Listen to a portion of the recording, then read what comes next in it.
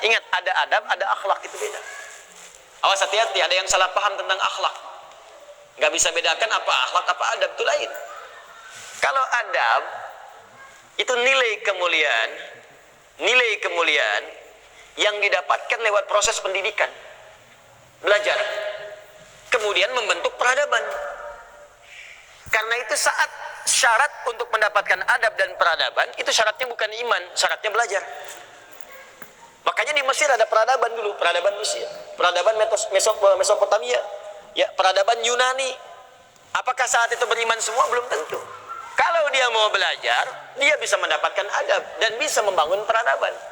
Makanya banyak orang beradab di Jepang, banyak. Disiplin, ngantri betul, Pak. Jadi kalau benar-benar antum masuk ke tempat gak ngantri, ketahuan antum gak beradab. Bahkan untuk naik eskalator pun dibagi. Kanan untuk yang buru-buru, kiri untuk yang stay tinggal. Nggak bisa antum ngobrol kanan kiri itu. Di sebagian eskalator dipersempit cuma satu aja jaraknya, satu orang aja. Ya, itu adab, disiplin ada. Selandia Baru bagus-bagus, disiplin. Ya, jujur. Saya kemarin ke Jepang, di Tokyo. Itu mau lewat zebra cross, mau nyebrang. Terus saya lihat teman-teman, ada emas betulan, bukan Mas Yono, Mas Arif, bukan. Emas betulan, anting gitu ya, anting, emas. Disimpan di satu tempat, di pinggir jalan. Ya, di dekat portal itu. Saya tanya ini apa nggak ada yang ngambil? Saya tahu sebetulnya, karena tiap tahun kita kunjungan ke sana, ke masjid kita di sana. Katanya, Masya Allah Ustaz, di sini, kalau ada barang apapun, ditemukan di jalan, tidak ada yang berani ngambil. Kalau dia di jalan tempat orang lewat, akan dipindahkan ke pinggir. Ya, supaya tidak rusak, tidak terkena injakan orang dan sebagainya. Dan mudah orang menemukannya. Jadi kalau dia nyusur kemana, cari ke pinggirnya. Ya, kalau kemungkinan dia bisa nyampaikan, dia cari petugas kepolisian terdekat, dia sampaikan. Supaya dicarikan siapa pemiliknya. Kalau bisa diantarkan. Itu adab namanya. Adab. Jadi kalau Anda ingin mendapatkan adab, ya, ukurannya tidak hanya negeri muslim, non-muslim pun bisa mendapatkan itu. Tapi akhlak beda.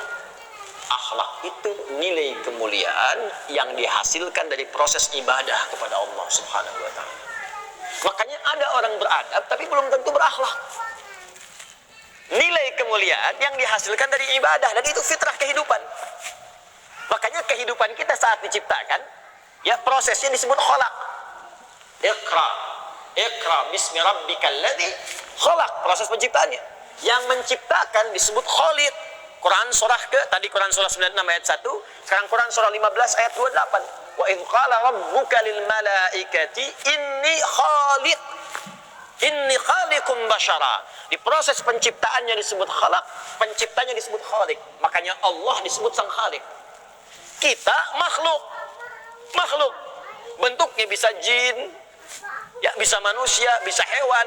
Makanya saat disebutkan jin dan manusia menggunakan khalaq. Wa ma khalaqtul jinna wal insa illa liya'budun. Karakter itu, ya, karakter kemanusiaan kita, fitrah kita hidup. Kalau ingin mulia, maka diharuskan ibadah, liya'budun, ibadah. Supaya apa? Mendapatkan akhlak. Akhlak senapas dengan khuluq. Kalau sudah terkumpul pada diri kita, berubah jadi khuluq. Itu yang disebut surat Al-Qalam.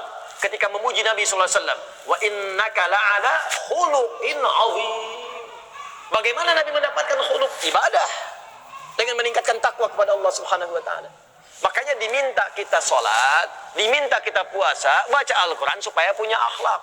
Apa diantara akhlak itu nilai kemuliaannya? Maaf, bukan sekedar disiplin, bukan sekedar jujur, lebih tinggi daripada itu.